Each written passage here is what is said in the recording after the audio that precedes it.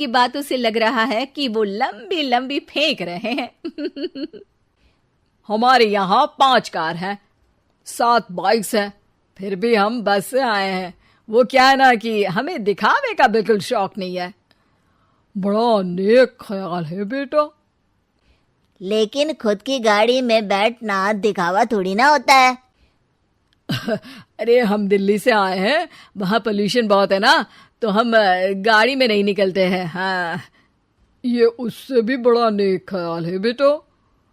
लेकिन अगर आपको पोल्यूशन की इतनी चिंता है तो घर में 5 कार और 7 बाइक क्यों रखी है? अरे इतने पैसे हैं, फुर्सत में क्या करेंगे, कुछ ना कुछ खरीद लेते हैं। अभी पिछले ही हफ्ते एक हेलीकॉप्टर खरीदने का सोच रहा था।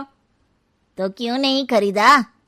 अरे उसके पंखे हवा ज्यादा देते हैं, हमारी माँ को ठंड बहुत लगती है ना, अब बुजुर्गों का ध्यान रखना पड़ता है ना। अरे वाह वाह, ये तो बहुत बड़ा, ऊंचा और नेक ख्याल है। हम कैसे मान ले कि ये लोग झूठ नहीं बोल रहे हैं? अरे हमारा परिवार झूठ नहीं बोलता। दिल्ली शहर में किसी से भी पूछ लीजिएगा, हमारे बेटे का बड़े लोगों में उठना बैठना है। हाँ। अरे छोटो चुप रह, इतने बड़े लोग हैं, झूठ क्यों बोलेंगे। हमारी फैक्ट्री है, और ऐसी फैक्ट्री कि यहाँ ग्राहक आया, इधर सामान बनाया जल्दी जल्दी, और हम हर काम ना जल्दी करते हैं। हाँ वही तो, तब जल्दी जल्दी अपनी बेटी का हाथ हमारे बेटे के हाथ में दे दीजिए। दिव्या के पिताजी दिव्या के भाई छोटू की एक भी बात न मानते हुए दिव्या की शादी दिल्ली के इस फेंकू परिवार में करवा देते हैं।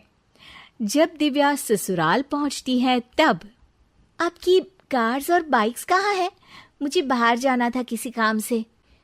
कार और बाइक्स? कौन सी कार और बाइक्स? अरे जब आप मुझे देखने आए थे तो कहा था ना कि आपके यहाँ 5 कार्स हैं और 7 बाइक्स हैं। हाँ हाँ, उस दिन थी, आज नहीं है। है? आज कहाँ गई? अरे जिनकी थी वो ले गए। मतलब वो आपकी नहीं थी? आपने तो कहा था हमारे घर पर है। हाँ घर पर थी, बाबूजी का एक पार्ट टाइम काम है, कार और बाइक धोने का।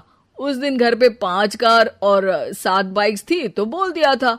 अरे झूठ थोड़ी ना बोला है, जैसा था वैसा बोल दिया। और वो हेलीकॉप्टर खरीदने वाली बात, वो झूठ थी क्या? अरे बिल्कुल नहीं, शहर में एक नई कंपनी आई है पंखे की, जिसके पंखे बड़े हैं, कंपनी का नाम हेलीकॉप्टर रखा है। जब लेने गए तो हवा बहुत तेज फेंक रहा था, तो माँ ने बोला ठंडी लगेगी बेटा। वैसे भी दिल्ली में ठंड ज्यादा होती है ना। झूठ कहाँ बोला मैंने, जैसा था वैसा बोल दिया। हे भगवान, और वो फैक्ट्री वाली बात, इधर ग्राहक आया उधर सामान तैयार। अरे वो भी तो बिल्कुल सही है, मेरा ना पानी पूरी का ठेला है, इधर ग्राहक आता है उधर पानी पूरी बना देता हूँ। अरे झूठ कहाँ बोला, जैसा था वैसा बोल दिया। हे राम, मेरे तो करम फूट गए। आपने तो कहा था कि आप लोगों का बड़े लोगों में उठना बैठना है। अरे है तो, पहले मैं बहुत बड़े लोगों के यहाँ नौकर था, जब भी कोई गलती करता तो वो मुझसे उठक बैठक लगवा देते। हो गया ना बड़े लोगों में उठना बैठना। दिव्या अपने साथ हुए धोखे पर रोने लगती है और ठान लेती है कि वो ससुराल वालों को लाइन पर लाकर ही रहेगी और उनकी ये झूठ बोलने वाली आदत छुड़वा कर रहेगी। आप लोग खाने में क्या लेंगे? करेला खा लूंगा। अरे मुझे तो टिंडे खाने हैं। कद्दू खाऊंगा। अच्छी बात है, खाने के टेबल पर मिलते हैं। शाम को जब सब खाने के टेबल पर मिलते हैं तो सब देखते हैं कि टेबल पर प्लेट्स में एक पूरा और कच्चा कद्दू रखा है, कच्चा करेला रखा है और कच्चे टिंडे भी रखे हैं।